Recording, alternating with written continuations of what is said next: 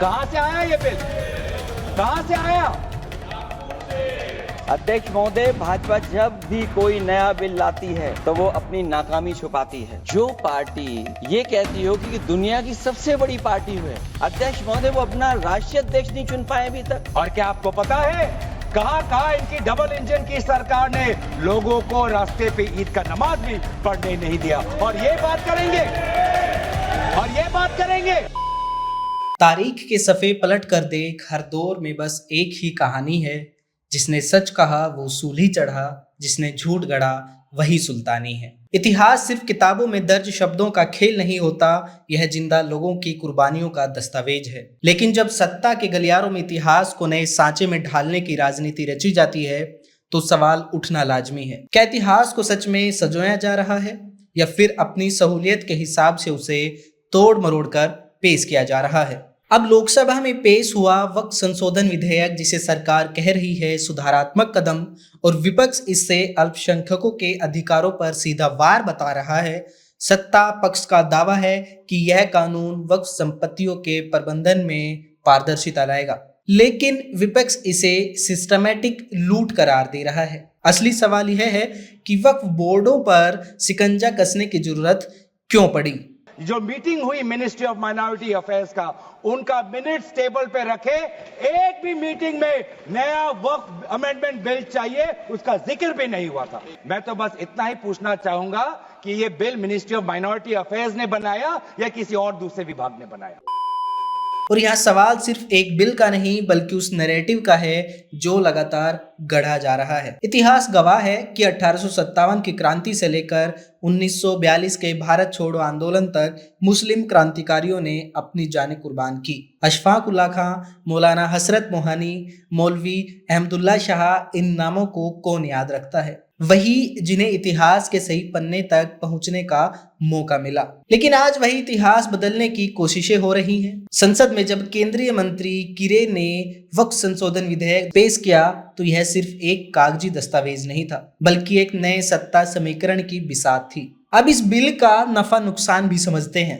पहले नियम था कि अगर कोई जमीन वक्फ घोषित हो गई तो उसे वक्फ बोर्ड के हाथ से लेना आसान नहीं था। लेकिन नए संशोधन में सरकार को यह अधिकार मिलेगा कि वह विवादित वक्फ संपत्तियों पर नियंत्रण कर सके। मतलब अगर किसी ने पहले अपनी जमीन वक्फ कर दी लेकिन अब उसके वंशज दावा कर रहे हैं कि उसकी पुश्तैनी मिल्कियत है तो सरकार उसमें दखल दे सकेगी। सुनने में सही लग सकता है, लेकिन इसमें एक पेंच है। पेंच ये है, क्या सरकार केवल वही जमीनें टारगेट करेगी जिन पर विवाद है, या फिर धीरे धीरे वक्फ बोर्डों की स्वायत्तता खत्म कर दी जाएगी? यही विपक्ष का सवाल है। कांग्रेस के गौरव गोगोई ने सरकार पर निशाना साधते हुए कहा, आज निशाना एक समुदाय की जमीन है, कल को किसी और की बारी आएगी।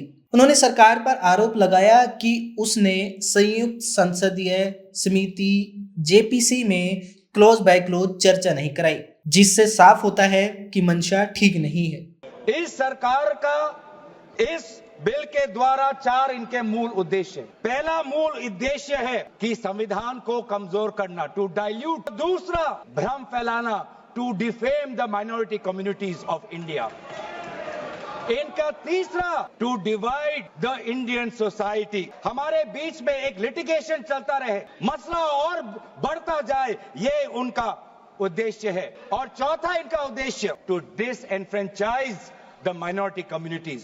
माइनॉरिटी कम्युनिटीज के प्रति अपनी संवेदना जता रहे हैं। कुछ हफ्ते पहले देश में विभिन्न जगहों में लोगों ने ईद की शुभकामनाएं एक दूसरे को दी। और क्या आपको पता है कहां इनकी डबल इंजन की सरकार ने लोगों को रास्ते पे ईद का नमाज भी पढ़ने नहीं दिया? और ये बात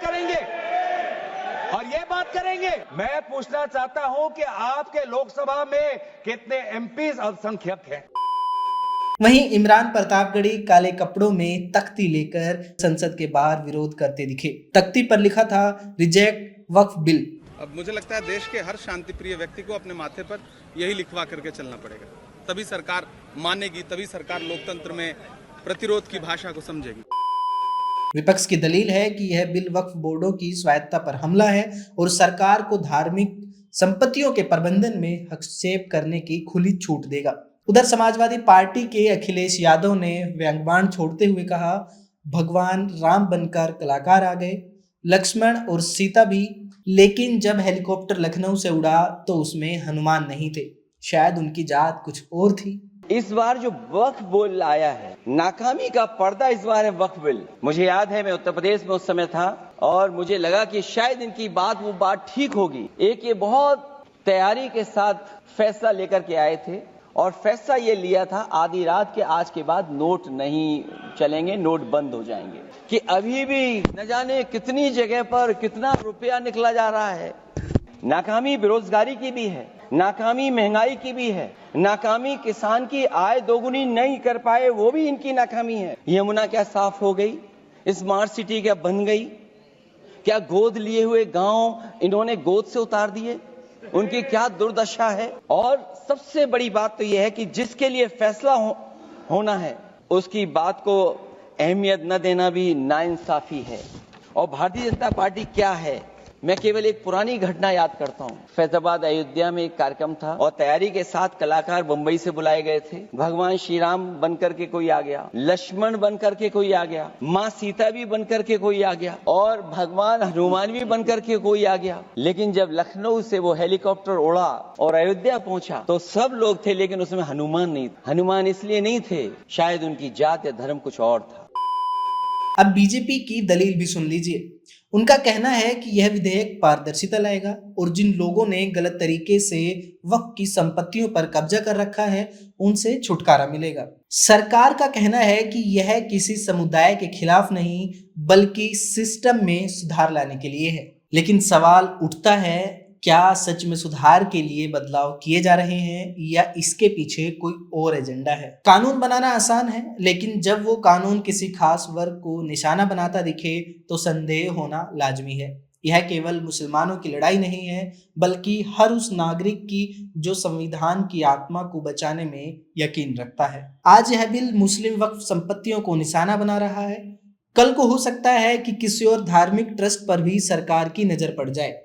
सवाल यह नहीं है कि कौन सही है और कौन गलत, सवाल यह है कि क्या हम निष्पक्ष होकर इस बिल का विश्लेषण कर रहे हैं या फिर हमें वही नैरेटिव बेचा जा रहा है जो सत्ता तय कर रही है।